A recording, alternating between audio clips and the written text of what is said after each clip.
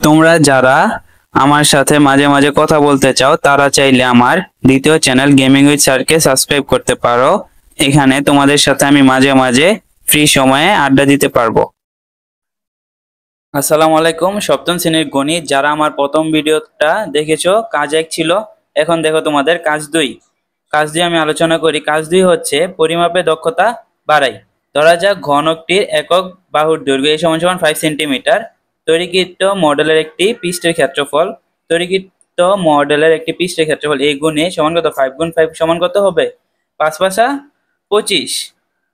তারপর দেখো টেবিলটির একটি পৃষ্ঠের ক্ষেত্রফল তৈরিকৃত মডেলের একটি পৃষ্ঠের ক্ষেত্রফলের অনুপাত টেবিলের একটি পৃষ্ঠের ক্ষেত্রফল ভাগ তৈরিকৃত মডেলটির একটি পৃষ্ঠের ক্ষেত্রফল হলো 1296 ভাগ 25 51.84। টেবিলটির একটি পৃষ্ঠের ক্ষেত্রফল তৈরিকৃত মডেলটির একটি পৃষ্ঠের ক্ষেত্রফল অনুপাত 51.84। ঠিক আছে। তারপর দেখো 5 নাম্বার কি? টেবিলটির সমগ্র পৃষ্ঠতলের ক্ষেত্রফল সাপেক্ষে তৈরিকৃত মডেলের সমগ্র তলের ক্ষেত্রফল শতকরায় প্রকাশ। টেবিলটির সমগ্র পৃষ্ঠের ক্ষেত্রফল, টেবিলটির 6টি পৃষ্ঠ আছে, 2টি সমান, 2টি বড় এবং 4টি ছোট পৃষ্ঠ।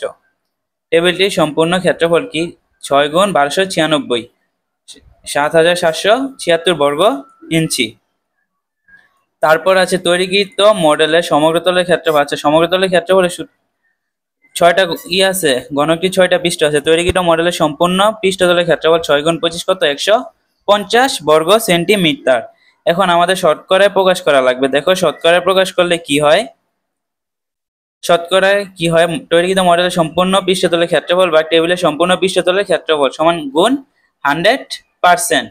তাহলে কত? 150 ভাগ 7776 গুণ 100 সমান সমান 1.93%। তৈরিকৃত মডেলটি সমগ্র পৃষ্ঠতলের ক্ষেত্রফল টেবিলটি সমগ্র পৃষ্ঠতলের ক্ষেত্রফলের প্রায় 1.93%। তারপর দেখো তোমাদের কাজ দিয়ে আরেকটি নির্দেশনা আছে,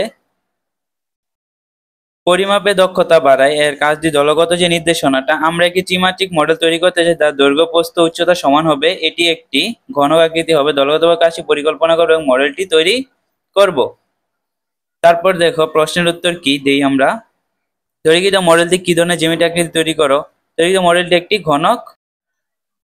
একটি তলের ক্ষেত্রফল কি হবে? দেখো একটি তলের ক্ষেত্রফল a গুণ a সমান a স্কয়ার। তৈরিকৃত মডেলটির সম্পূর্ণ তলের ক্ষেত্রফল নির্ণয় করা সম্ভব কিনা উত্তরের সাপেক্ষে যুক্তি দাও। হ্যাঁ, সম্পূর্ণ তলের দৈর্ঘ্য নির্ণয় করা সম্ভব।